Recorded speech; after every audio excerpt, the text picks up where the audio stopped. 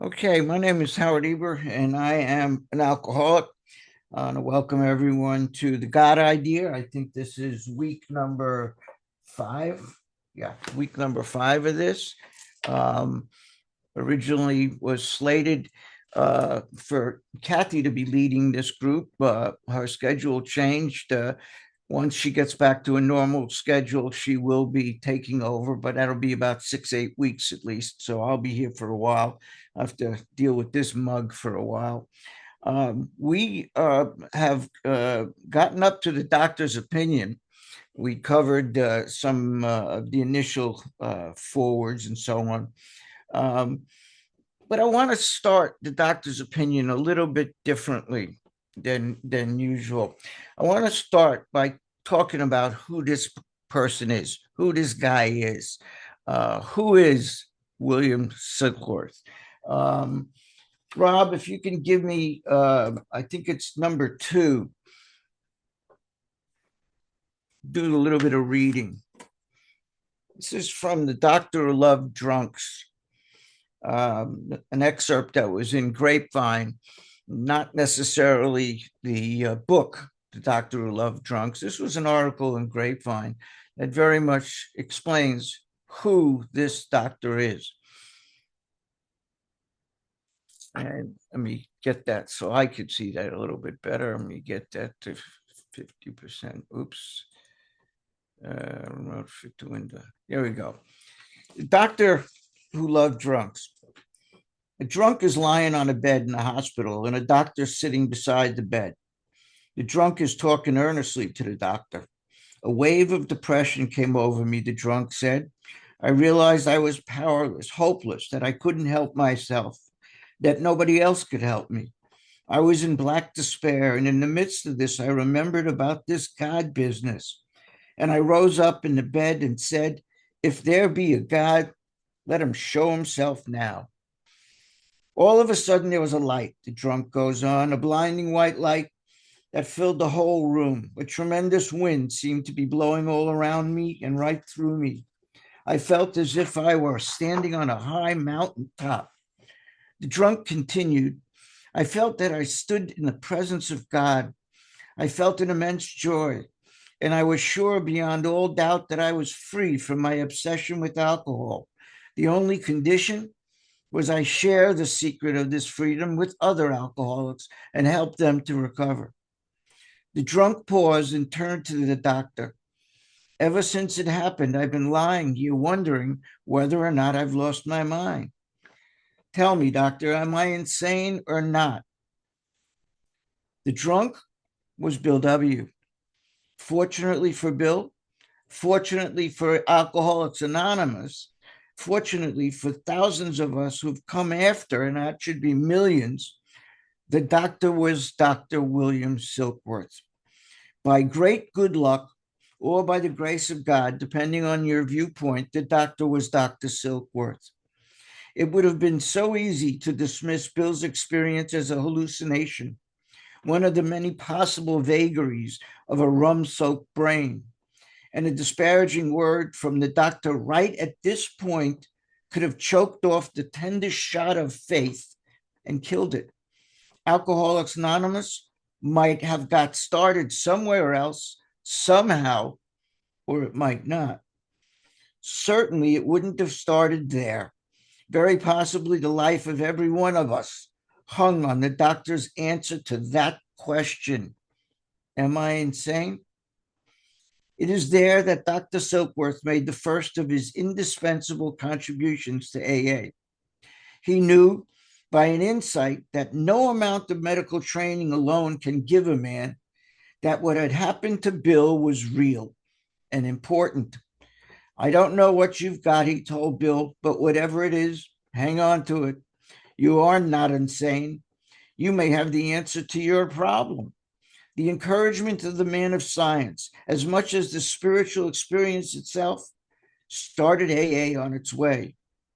When Dr. Silkworth died of a heart attack in his home in New York early in the morning of March 22nd, even those, and that's 1951, incidentally, even those AAs who knew him best and loved him most awoke to the realization that we lost a great friend, a great doctor, a greater man than we'd ever realized. It was particularly hard to appreciate the greatness of a man while Dr. Silkworth was yet with us. Because of his profound modesty and the disarming gentleness, the unassuming and almost invisible skill with which he accomplished his daily miracles of medical and spiritual healing, we know that he was a prodigious and relentless worker. But still, it was a shock to discover that in his lifetime of work with those who suffer our disease, he talked with 51,000 alcoholics, 45,000 at Towns, and 6,000 at Knickerbocker. And this gentle little doctor with his white hair and his china blue eyes, his child eyes, saint's eyes, was a man of immense personal courage. It must be remembered that he went much further than merely encouraging Bill's faith in his spiritual experience. He saw to it that Bill was permitted to come back to the hospital to share his discovery with other alcoholics. Today, when carrying the message to others has become a very respectable part of an undeniably effective program, it's easy to forget that carrying the message in the beginning was a highly unorthodox undertaking. It had no precedent, had no history of success. Most authorities would have turned thumbs down on it, just plain screwball.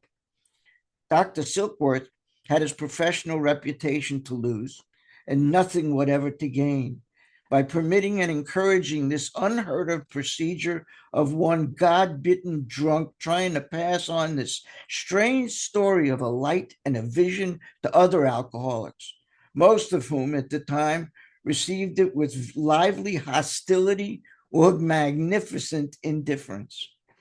Dr. Silkworth, from the beginning, threw all of his weight as a doctor, a neurologist, a specialist in alcoholism, into aiding the progress of this mongrel and highly unpedigreed society in every possible way. He committed social and professional heresy right and left in order to publish and implement his burning faith in a movement which as yet only half suspected its own destiny and which had to grope rather blindly to find terms for its own faith in itself.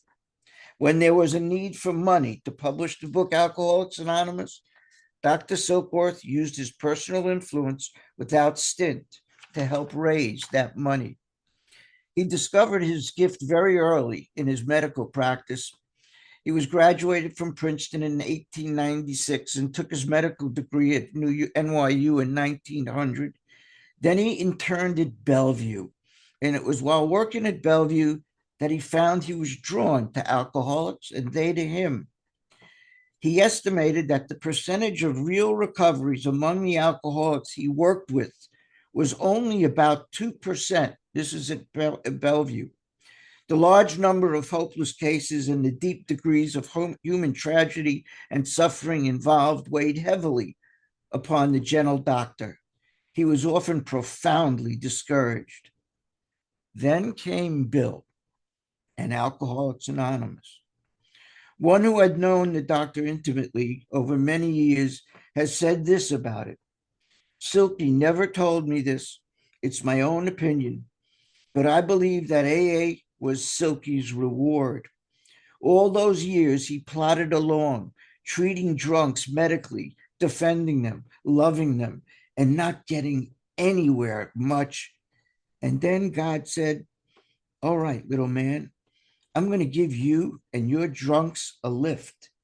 And when the lightning struck, there was Silky, right where he belonged, in the midst of it. He was utterly and completely indifferent to money, to position, to personal gain or prestige of any kind. He was a saintly man. We drunks can thank Almighty God that such a man was designated by the divine providence to inspire us, guide us individually and as a group on the long way back to sanity. There's a picture of Dr. Silkworth his signature. And we could take that off for the moment. There we go, Rob. Doctor's opinion. Dr. Silkworth was born July 22nd, 1873. Those of you who like biographical data, he was born July 22nd, 1873. He died March 22nd, 1951, at what I think is the premature age of 78. He was, as I mentioned before, a neurologist. He was not a psychiatrist. He was not a psychologist. He was a neurologist. He was the medical director, as we said before, at the Towns Hospital in New York. Towns Hospital was located at 293 Central Park West in Manhattan, between 89th and 90th Street. The building still remains today. It is a co-op, and there isn't, and this is shameful to say, but there isn't so much as a sign on that building to indicate what that building was and represented. The fact that Bill had his spiritual awakening there, as did Hank Parkhurst, as did Fitz Mayo, as did so many other people, and it's not noted anywhere in the building. I've been there, I've stood in that lobby, and I get chills knowing what happened there. And I'm embarrassed by the fact that there isn't a sign to indicate that. But that's who Dr. Silkworth was. And he also was the head of the alcohol and drug addiction program at Knickerbocker Hospital, which was further uptown, was on 131st Street and Convent Avenue. It was a more of an everyday man's hospital. So the Towns Hospital was very expensive, very exclusive place for the wealthy to come and dry out and so on. And Knickerbocker was not. Knickerbocker was for the everyday man. So let's take a look at what the doctor's opinion says. Doctor's opinion. We, and incidentally, when Bill uses the terminology we in this book, he's talking about the first 100. He said that in the stuff we've read over the past few weeks. Whenever I hear someone at a meeting say, this is a we program, and it says we all over the big book, it does say we all over the big book, but the we that is being referred to are the original, whether it's 100 or 70 or 40, whatever the real number is. There was a real number, and that's what the we refers to, not to you and I collectively. You and I could become, in a sense, figuratively, part of that 100 by doing what it says to do in this book. But we are not one of the original 100. So Bill says we, that's the first 100 of Alcoholics Anonymous, believe that the reader will be interested. And before I finish that sentence, I want to ask you a question. He's about to mention the plan of recovery that's found in these pages. Is he talking about the fellowship, or is he talking about the book? Let me finish the sentence. We believe that the reader will be interested in the medical estimate of the plan of recovery described in this book. You may want to highlight that plan of recovery described in this book, not in the fellowship. The plan of recovery is in the book. It is not in the fellowship. Convincing testimony must, and for those who say there are no musts in this book, I beg to differ. We count them in our workshop, and I think we just found 2 new ones this past week. I think we're up to 146 musts, and some of them appear as MUST, and some of them appear as other words, like had to or required. And what we like to do is we highlight all of the musts. We arbitrarily pick green so that if you want to find all the musts, all you got to do is thumb through the book and look for the green highlight, and you'll find it. And we have a few other of those screwy things that we do here. Must, so there's the first must in this part of the book, surely come from medical men who have experience with the sufferings of our members and have witnessed our return to health. A well-known doctor, chief physician at a nationally prominent hospital specializing in alcoholic and drug addiction. Those of you who say we're never supposed to mention drug addiction, well, that one's out the window too, because here it is on the first page. Gave alcoholics this letter. Please note, it doesn't say these letters. It says this letter. There's one letter in this book. The second part that is often referred mistakenly as the second letter is not a letter at all. It is a statement. It is introduced as a statement. And it says in several places that there is only one letter. And this is the one letter. We're about to read it. Now, what I just read, incidentally, was written by Bill Wilson. And the purpose of this paragraph was to introduce this guy, Dr. Silkworth. Who is he? Where does he come from? Why should we pay any attention to him? So Bill basically says, this is a guy who knows what he's talking about. He's been the chief physician at this hospital. And he has, at the time of the writing of this letter, worked with 40,000 alcoholics over the years. And he concludes it by basically saying, listen to this guy. He knows what he's talking about. That's what Bill has to say about Dr. Silkworth. Let's watch what Dr. Silkworth has to say about Bill Wilson. To whom it may concern, and you may want to write in on that same line on the right side of the page, July 27, 1939. I don't know why, but they left the date out. Rob, if you want to put up number 36 real quick.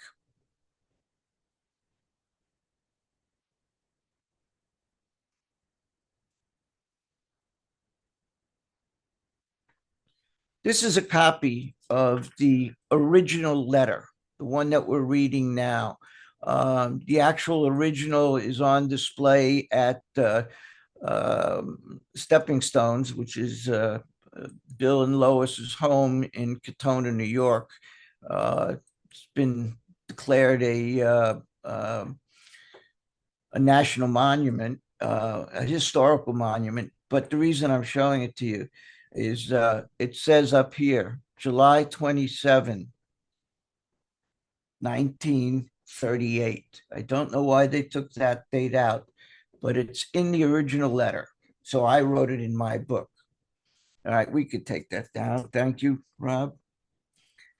So it says, to whom it may concern. I've specialized in the treatment of alcoholism for many years. He started to work at Towns Hospital in 1930, right after the stock market crash. He lost all of his money in the crash, and Dr. Charlie Towns invited him to come and be the director, the medical director of his hospital for alcohol and drug addiction. And in the time that he started to work there in 1930, and the time this book is written in 1939, he worked with over 40,000 patients, 40,000 people. That's a pretty good record. In late 1934, I attended a patient, and in the original letter, it states the name, Bill Wilson. In 1934, I attended a patient who, though he had been a competent businessman of good earning capacity, was an alcoholic of the type I had come to regard as hopeless. You may want to highlight that word, hopeless. And hopeless is defined as having no expectation of good. That's what hopeless means, having no expectation of a good outcome of whatever it is you're trying to do. I have come to regard as hopeless. In the course of his third treatment, he acquired certain ideas concerning a possible means of recovery. Let me stop there. In the course of his third treatment, Bill had been treated up until this point that he's referring to 3 times at Towns Hospital. He was there a total of 4 visits. If you want to write this down, his first visit was in the fall, early fall 1933. That was visit number 1. Visit number 2 was a year later. He actually managed to go a whole year without having to go back into the hospital. His second visit was July 1934. And then things started to snowball. His third visit was in fall of 1934. And somewhere between that third visit in fall of 1934 and his final visit in December of 1934, something happened. And that's what Dr. Silkworth is referring to, that in the course of his third treatment, which means between the third and the fourth treatment, something happened.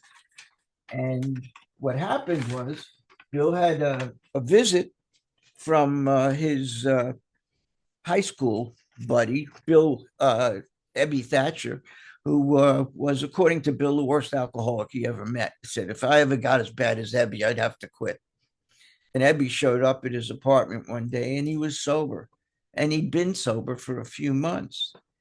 And he told Bill how he got sober, that he had gotten involved with this first century Christian fellowship called the Oxford Group.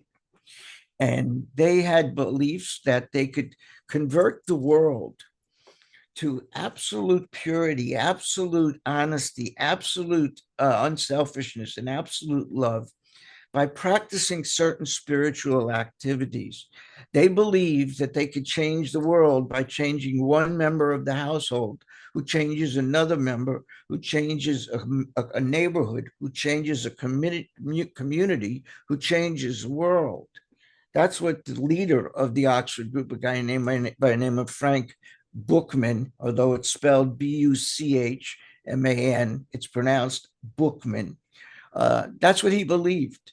And Ebby got involved with these guys, and they told him that if you do our spiritual practices, and they may sound familiar, inventory and reliance upon God and making a restitution for wrongs and a few other things, that you can have a spiritual awakening, a change in personality sufficient to recover from alcoholism. And if you do that, you'll achieve absolute purity, honesty, unselfishness, and love, and you will never have to take another drink again. And Ebby told this story to Bill, and he said, look at me, Bill. I haven't had a drink in 3 months. And Bill said there was something about his eyes. The eyes are the windows of the soul. That Ebby was not just different in his eyes.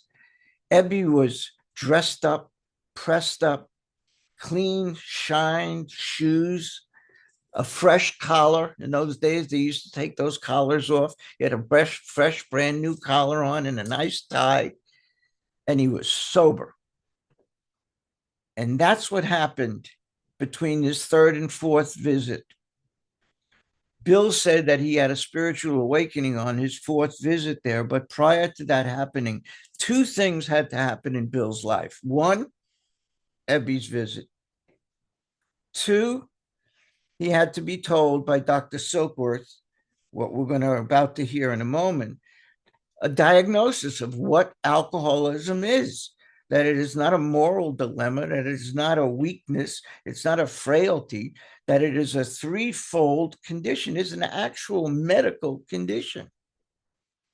And if he knows that something is wrong with him medically, and we now have a solution for that, Bill now knows that he doesn't have to take a drink again if he does these things.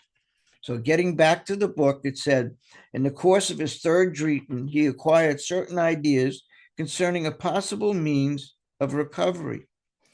You may want to highlight the rest of this paragraph. It's kind of important. As part of his rehabilitation, and I would underline that as well as highlight that this paragraph, I would underline certain parts, and that's one of them. As part of his rehabilitation, he commenced to present his conception to other alcoholics. Please underline that. Present his conceptions to other alcoholics. So right away, we're being told the significance of working one alcoholic with another. Impressing upon them that they must, oops, that's two musts that aren't in the book, do likewise with still others. This had become, and please underline, the basis of a rapidly growing fellowship of these men and their families. And please underline this sentence. This man and over 100 others appear to have recovered. Next to that, please write fact number 1. That's fact number 1. And please notice the use of the word recovered. Anybody who tells you you shouldn't use the word recovered, it means has never read this book. The word recovered is part of the title of this book. People refer to it as the subtitle. It says Alcoholics Anonymous, and then there's the subtitle, the story of how 100 men and women, story of 100 men have recovered, ED. Well, a subtitle is part of the actual title. So the actual title to this book includes the word recovered. So if we're going to use the word, it might be helpful to know what he means by it. And he's going to define that in fact, we already did actually in the forewords that we read. Recovered is defined as having recovered from a hopeless state of mind, body, and spirit. And when we were first introduced to that word, we differentiated the difference between recovered and cured.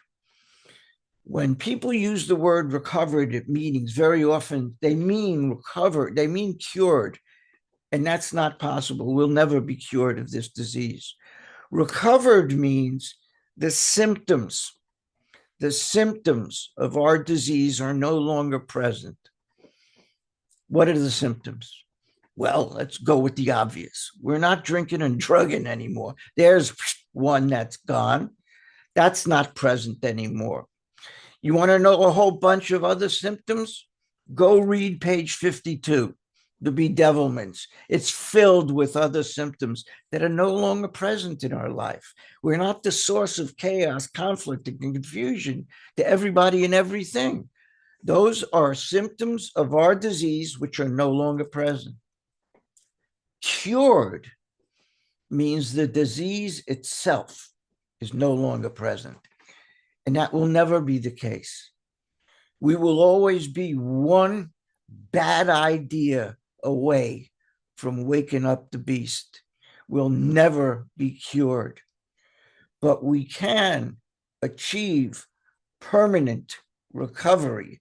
And we've already ran into that term a few times in the forewords. You can achieve permanent recovery. So if you use that terminology at a meeting and someone tells you not to do it, suggest they read the book. It's a dead giveaway. They haven't read this book if they make a statement like that, because we can achieve permanent recovery if we maintain the program that's outlined in this book. So continuing, this man and over 100 others appear to have recovered. That is fact number 1. I personally know scores of cases who are of the type with whom please highlight and underline the following. Other methods had failed completely.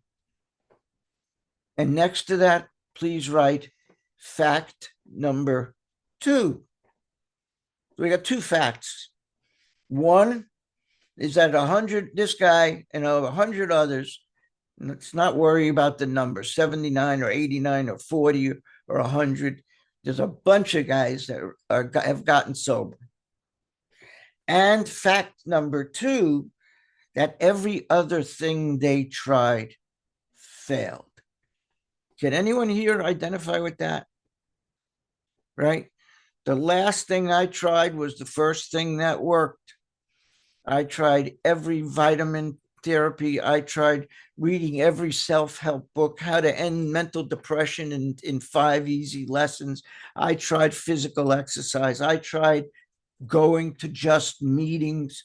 I tried a lot of half measures.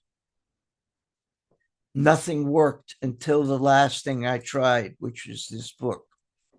So we have two facts. 100, him and 100 others have recovered. Fact number two, other methods failed completely, that everything else they tried failed. What's the significance of that? Funny you should ask. These facts appear to be of extreme medical importance because of the, and you may want to highlight this, the extraordinary possibilities of rapid growth inherent in this group. They may mark a new epoch in the annals of alcoholism. Epoch just means an era, a new age in the annals. And annals is not a body part. Annals means the history of alcoholism. That those two facts change the course of alcoholism from this point on. These men may well have a remedy for thousands, and above thousands, I've written millions, just to be precise and pedantic about things, and I like to be anal about it. So today it is millions of such situations. And please highlight this promise. We highlight promises and prayers in pink. So if you've got to highlight, and thank you, Emily, for putting the key in the chat, my nonsensical highlighting colors. But I use pink for prayers and promises. I like alliteration, lots of P's. P.S. I can't stand peas, incidentally. I like the color, can't stand the vegetable, but that's neither here nor there. But let me get back to this sentence. Here's the promise. This is Dr. Silkworth saying, you can trust absolutely anything these guys say about themselves. Now, remember the introduction on the previous page where Bill Wilson introduces Dr. Silkworth, and he says that he knows everything. He's been treating 40,000 men. Listen to him. He knows what he's talking about. And what does Dr. Silkworth say? Listen to Bill. He knows what he's talking about. I love Bill Wilson. He's got such a quiet sense of humor, a very sedate sense of humor. But that's his way of introducing himself, is getting Dr. Silkworth to introduce him for him. So, and incidentally, the line I just read, I'm going to read it again. You can rely absolutely on anything they say about themselves, does not apply to what you hear in meetings. I've heard that way too many times, that he's got 20 years. You can rely on absolutely on anything he has to say. How many people is he sponsoring? None? Oh, okay. No, you can't rely on that, anything that guy says. This line refers to this book, that anything these people, these 100, this we that we talked about on the previous page, you can rely absolutely on what they have to say. That doesn't mean the jamoke you sit next to in a meeting every day, and he has all of the good Gucci expressions, and he knows all of the good jokes and the funny lines. And then when he's not sharing, all he's doing is whispering gossip in your ear about this one or that one or the other one. You can rely absolutely on nothing that clown has to say. He's talking here about this book. Very truly yours, William D. Silkworth, MD. Now, in the original printing, the first edition didn't have his name. When Bill asked Dr. Silkworth if he would write this section for the book, Dr. Silkworth said he would, with two conditions, two stipulations. One, you call it an opinion. I have not done any scientific studies. I'm a doctor who's treated 40,000 patients, and I've made some observations about the way some of these guys drink. And that's my opinion. It's not a fact yet. And the second thing is you do not, please do not use my name. Because 2 years prior to this book being published in 1937, Dr. Silkworth wrote an article called Reclamation of the Alcoholic that was published in one of the most highly esteemed medical journals in the world, a British publication called the Lancet Journal, respected very widely in the medical community. And he wrote his theories about the allergy and the obsession, and he got lambasted. He got torn apart. He was accused of being conned by a bunch of crafty alcoholics, that he doesn't know what he's talking about. So Silky said, please don't use my name. Now, by the time the second edition came out in 1955, the American Medical Association and the American Psychiatric Association had declared that the alcoholism was a disease. But Dr. Silkworth didn't live to hear that because he died in 1951. So Bill got permission from his family to use his name, which is why you see his name in the book today. It wasn't originally in that. Now, this next section, which I call the connective tissue between the letter and the statement, is also written by Bill Wilson. And let's see what Bill has to say.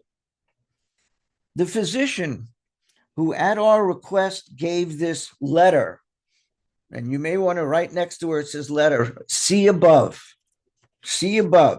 letters. Letters begin with things like to whom it may concern and end with things like very truly yours. That we just read contain those things. The statement we're about to read on the next few pages does not include those things because it's not a letter.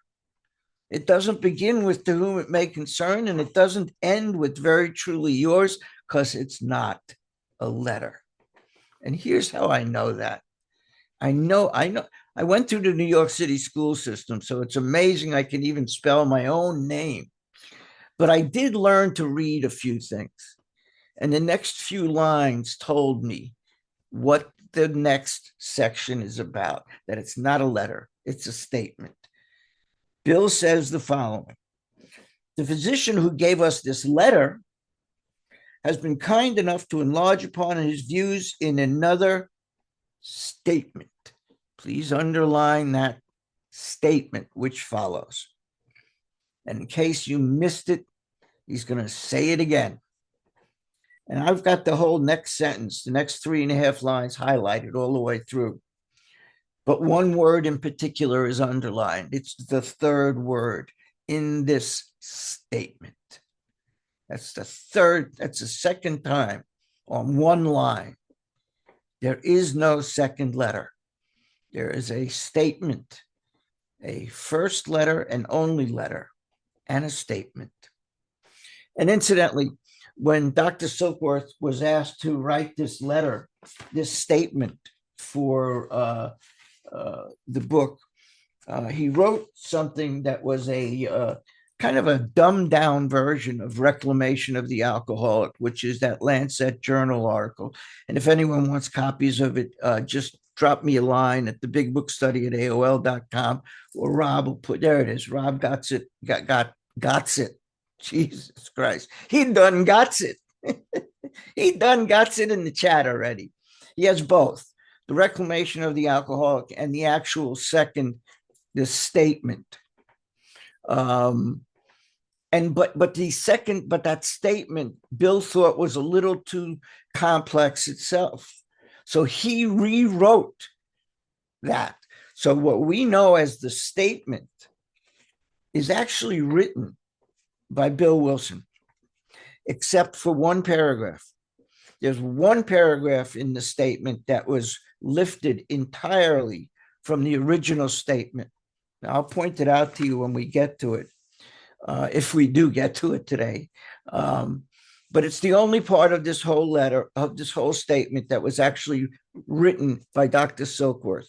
Again, Rob has put in the chat links for you to read the letter and to read the original statement, and you'll see the statement is different than the statement that's in the book, except for that one paragraph. So let's continue.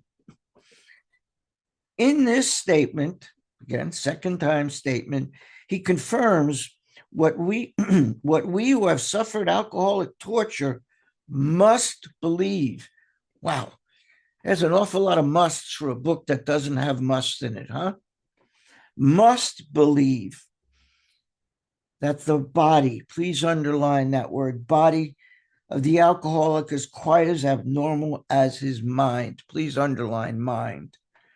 This is a revolutionary statement because up until now, it was thought to be all in the mind. It was a moral dilemma. It was a question of willpower. Why can't you just say no? Why can't you just put the plug in the jug? We now know that it involves our body's abnormal reaction to alcohol as well. And that's what he just stated, that the body is just as sick as the mind. It did not satisfy us to be told we could not control our drinking just because we, number one, were maladjusted to life. Number two, were in full flight from reality. Or number three, were outright mental defectives. And I don't know about anyone else, but I never won any races or poker games in my life, but I hit a trifecta on this sucker. That's for sure. I got all three of these. I hit all of them.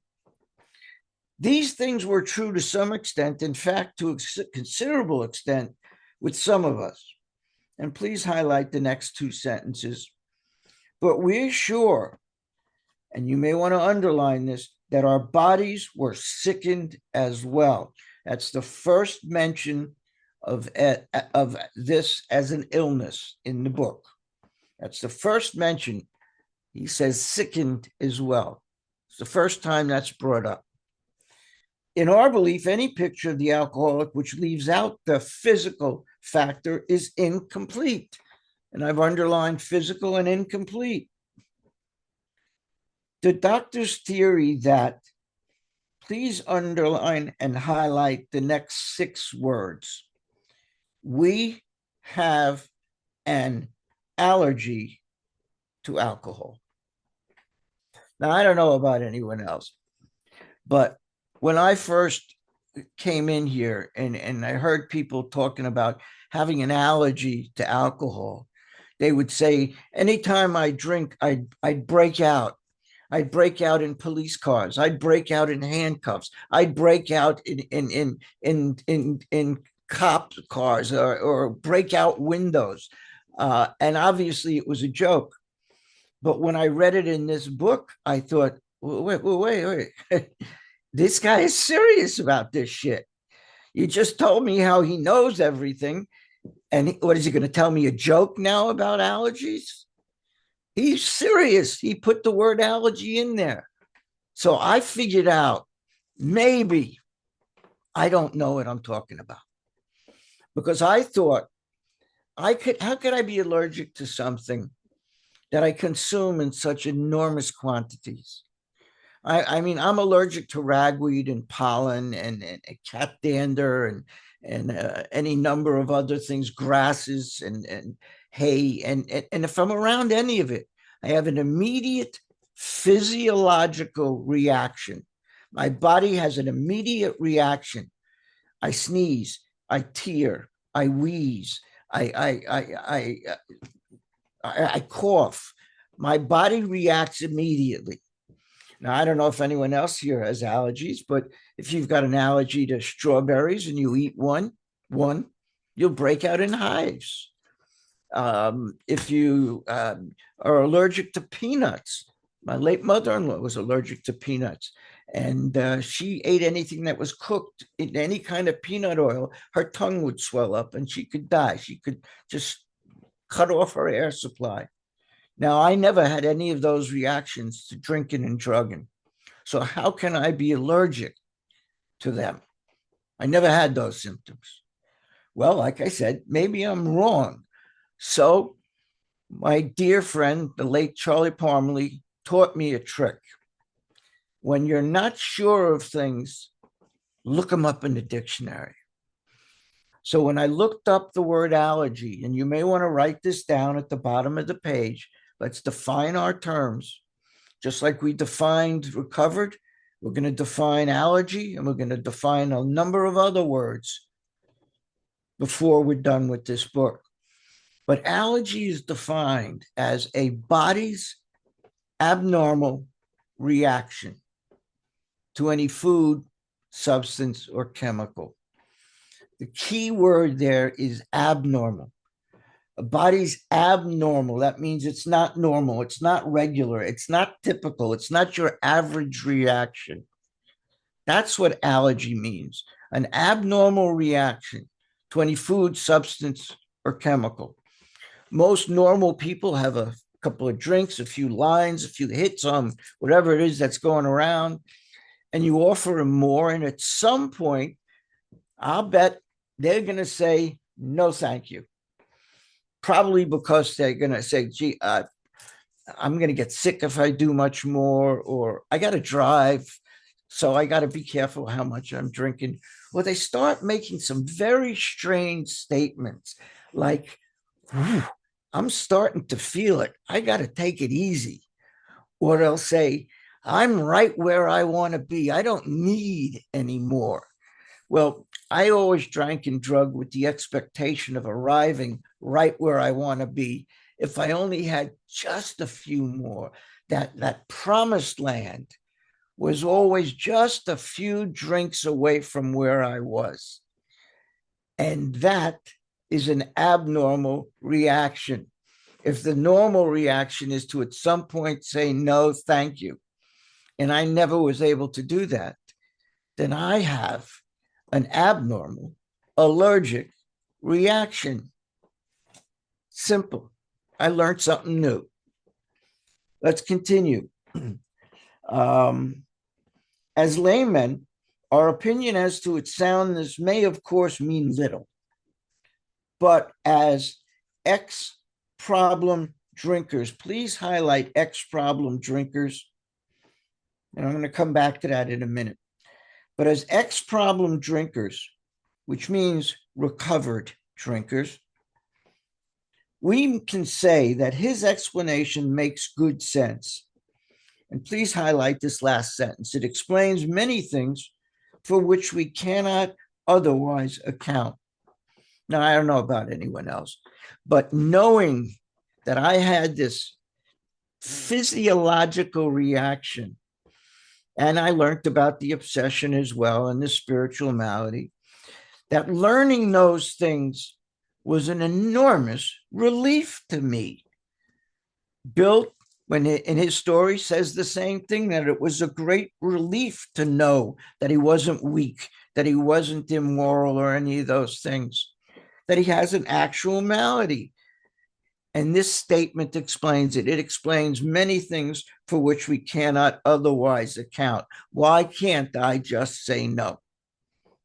Now I understand why. But I want to go back to something. Top of the sentence, I said, but as ex-problem drinkers, in the original version of this connective tissue, it didn't say ex-problem drinkers. It didn't say recovered drinkers. What it said in the first edition was ex-alcoholics. Now, there are 3 places in this book where that was used and changed. And since we're mentioning it, let's go through it. Hold your place where it is on this page and turn to page 18. Page 18, paragraph 4, which is the squiggly writing down towards the bottom of the page. It says, but the ex-problem drinker. Ex-problem drinker was changed. It originally said ex-alcoholic. No one's an ex-alcoholic. Once you're an alcoholic, it's like we said, you're never cured. And the other place, if you'll turn to page 20, paragraph 0, which is the top line on the page, says, our very lives as ex-problem drinkers. Originally, that said as ex-alcoholics. Those changes were made in the 11th printing of the first edition. Didn't catch it right away, but they did by the 11th printing of the first edition. And I don't think it needs a lot of explanation. There's no such thing as an ex-alcoholic. When you've got it, you've got it. We're never cured. We are recovered. And that's why it was changed to recovered or ex-problem drinkers, not ex-alcoholics. Where are we? We got a few more minutes. Though we work out our solution on the spiritual as well as the altruistic plane, we favor hospitalization for the alcoholic who's very jittery or befogged. You may want to underline some terms here, spiritual and altruistic. When he says we work it out on these two levels, we're working it out on the spiritual, which refers to this enlightenment, this spiritual journey that we're on, this journey of enlightenment to access this power greater than ourselves through a process of self-awareness. We establish this relationship, this spiritual journey, as a result of this program of self-awareness, this process, rather, of self-awareness. So that's the spiritual part of the program. The altruistic part of the program is the selfless, the unselfish part of the program, the concern for others. It's the opposite of selfish.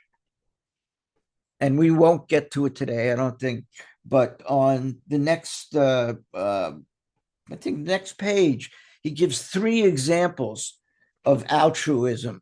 We'll get to them, but I don't think it'll be today. But he says we work it out on the spiritual, which is this journey through self-analysis, and altruistic, which is selfless, working with others. We favor hospitalization for the alcoholic who's very jittery or befogged. More often than not, it is imperative. Woo. There's a $50 version of must, imperative. So I've got that circled in green. It's imperative that a man's brain be cleared before he is approached. And one of the things we do is we highlight the references to approach. Somehow in today's culture, it became acceptable to adopt the attitude of being available. That's not what this book taught me. This book says it is my job. It is my responsibility. It is not my choice. It is my responsibility to approach the newcomer, to approach the beginner, to approach the person who's struggling and suffering. That is our job. The second part of the 12th step tells me that. I've had this spiritual awakening as a result of these steps, and now I'm being charged. I'm being given a bill in the second part of the 12th step, which is to tell you about my experience and to help you to have the same. So every time we see the words or make reference to approached, we highlight it in blue. And I think we've now gotten about, what do I count now, 36 in the book so far. There's a lot of them. Be clear before he's approached. as he then has a better chance of understanding and accepting what we have to offer. You may want to highlight understanding and accepting what we have to offer, and next to it, write the solution, because that is what we have to offer. And that's where I'm going to stop at this point. We'll start with the statement next week, the doctor writes, but if we have a few minutes, if anyone's got any questions or comments, we could turn the recording off.